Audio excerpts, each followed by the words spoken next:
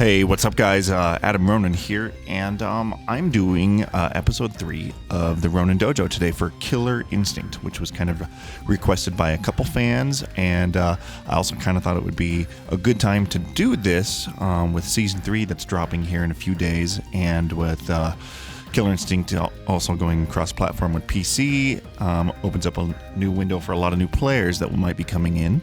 And those of you that are playing Street Fighter and Mortal Kombat that might be looking to jump in, I thought this would be a good time to kind of do some things, as I've got a little bit of experience, but mostly I am looking to level up my game, and I thought it would be a good time for all of us to do this together. And while I do have some Killer Instinct skills, this will be less about a tutorial series and more about I'm leveling up and I'm taking you on the journey to do so, much like Tim TJ Combo is doing with Street Fighter V. So let's get started.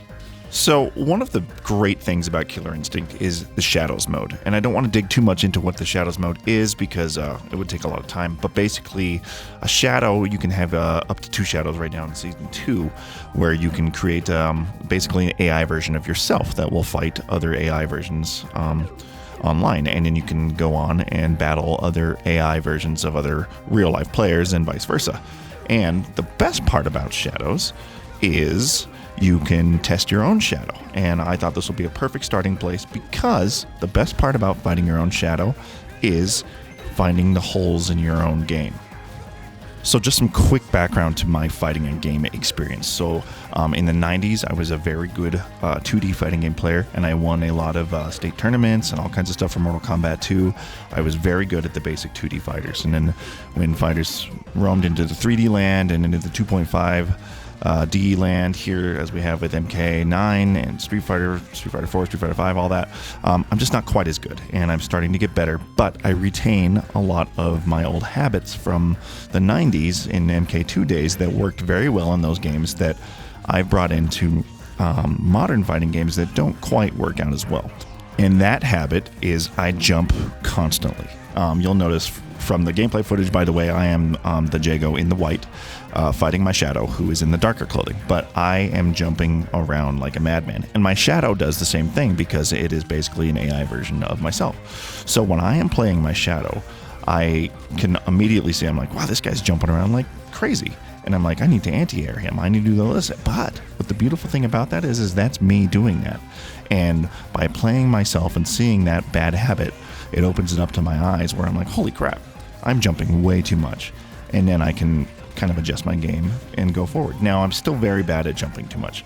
My go-to thing, if you play me online, you'll notice I jump in to start my combos almost 80% of the time.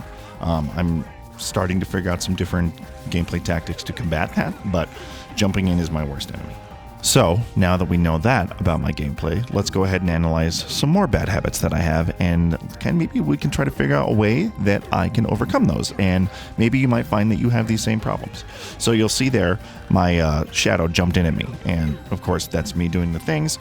There I am jumping, you'll see jumping constantly. But another problem that I seem to have, and I noticed this from playing my shadow, is when combos land, I'm almost constantly opening up with mediums, and mediums, if you know your character and you know how to read the opponents, they're easy to break. You see, I just broke a medium there that my shadow was doing, and my shadow is almost constantly throwing mediums because that's how it's been recorded to do based on my gameplay. See, another medium combo breaker. And mix-up game is very important in this, otherwise your combos are going to get broken immediately, you won't be able to cash out that damage, and you're going to lose.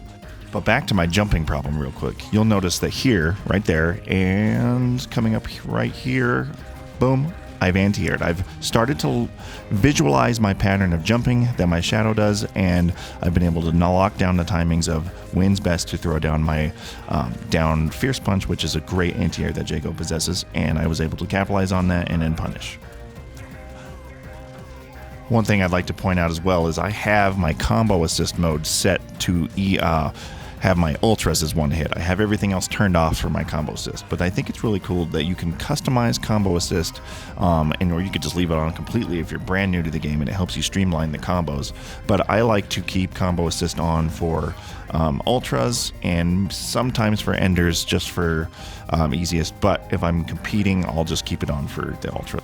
Okay, so as we go through these last couple matches here, my combo breaking game is getting a little bit stronger. I'm starting to recognize the lights a little bit better, and I'm breaking them.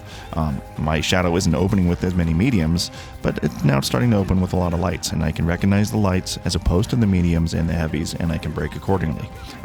Timing on the combo breakers has to be precise, otherwise you'll get locked out, and then you can get punished completely. Like there, I got locked out on the light, got punished for a 19% combo. Another beautiful flaw that I would like to say that I have is I notice that when I am fighting, I start to break the combo immediately. Sometimes I'll mash, but if I can read it pretty good, I'll try to break, and if my timing's wrong, it's gone. And I know that about myself, and right there, I knew that I was going to break, and I anticipated that. Knowing that I was going to break, I was able to counter break the combo and continue on with my own. And that's something that I am able to do now that I've bought myself a few times, and I recognize that bad habit. I'm like, okay, this guy breaks almost immediately, so knowing that I'm about to break, I will combo break. Just like there. I combo broke the combo breaker and continued on with my combo, and that's a wonderful thing about the shadows. That's a bad habit I have. Now I know it's something I need to work on. So just in a few matches, I was able to pinpoint and recognize 3 bad habits that I, as a Killer Instinct player, make that cause me to just rack up losses. 1, constant jumping. 2, opening with mediums too much. 3, my combo breaking habits. They're too soon and too predictable. So I'd like to invite any of you that are going to start playing Killer Instinct on the PC, or if you have an Xbox One, let's get some matches in. I would love to record some matches with the fans like TJ's doing with the guys on Street Fighter, and let's get some matches in, and let's make some videos together. If there's any tech that you would like me to talk about in future episodes, let me know, and thanks for watching, and we'll talk to you soon.